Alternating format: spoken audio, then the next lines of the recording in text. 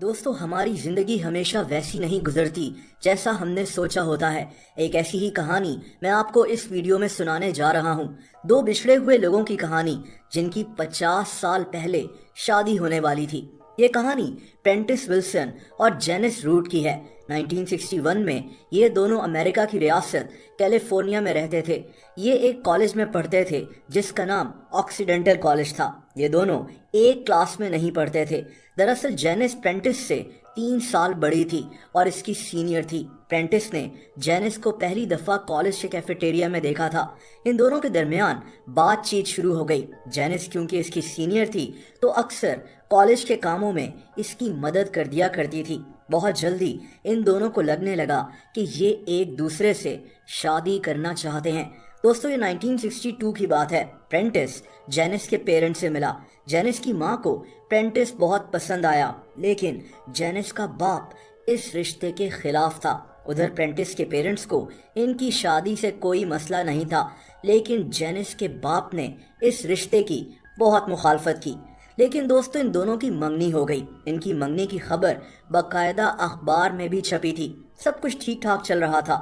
یہ دونوں بہت جلد شادی کرنے والے تھے، لیکن جینس کا باپ ابھی بھی خوش نہیں تھا۔ اس نے جینس کو دھمکی دی کہ تم نے اگر پرینٹس سے شادی کی تو میں تمہاری پڑھائی کا خرچہ برداشت نہیں کروں گا۔ یہ بات سن کر یہ دونوں ڈر گئے۔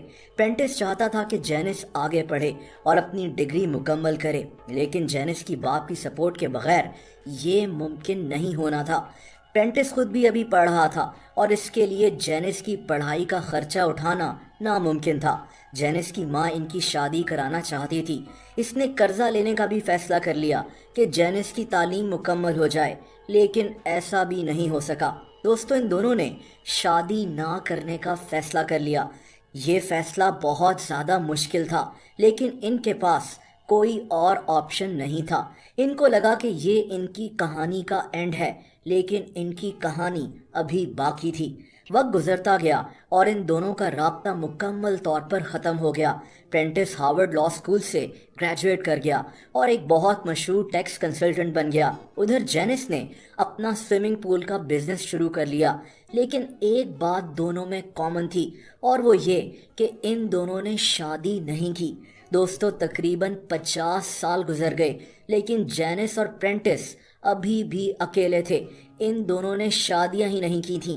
دونوں کو لگتا تھا کہ دوسرے نے شادی کر لی ہوگی، لیکن ایسا نہیں تھا۔ یہ 2010 کی بات ہے۔ جینس کی ماں کی ڈیتھ ہو گئی۔ اس کی ڈیتھ کے بعد جینس کو ایک انتہائی حیرت انگیز چیز اس کی ماں کے بیگ سے ملی۔ دوستو یہ اسی اخبار کی کٹنگ تھی جس میں جینس اور پرینٹس کی منگنی کی خبر چھپی تھی۔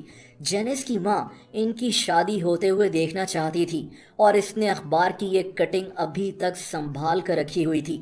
دوسری طرف ایک اور عجیب بات ہوئی۔ پرینٹس کی ماں کی بھی کچھ مہینے کے بعد ڈیتھ ہو گئی اور اس کو بھی اپنی ماں کی الماری سے اسی اخبار کی کٹنگ مل گئی۔ ان دونوں کی ماؤں نے ان کی منگنی کی خبر کو سنبھال کر رکھا ہوا تھا۔ دوستو جینس اور پرینٹس اب بوڑھے ہو چکے تھے۔ جینس 71 سال کی ہو گئی تھی اور پرینٹس 68 سال کا۔ ان دونوں نے ایک دوسرے سے تقریباً 50 سال کے بعد کانٹیکٹ کرنے کا فیصلہ کیا۔ کچھ دنوں کی کوشش کے بعد اور کچھ دوستوں کی مدد سے ان دونوں نے ایک دوسرے کو ڈھونڈ نکالا اور تب جا کر ان کو پتہ چلا کہ یہ دونوں ابھی بھی غیر شادی شدہ ہیں۔ ان دونوں نے شادی نہیں کی تھی اور پھر 50 سال کے بعد ان دونوں نے شادی کرنے کا فیصلہ کر لیا۔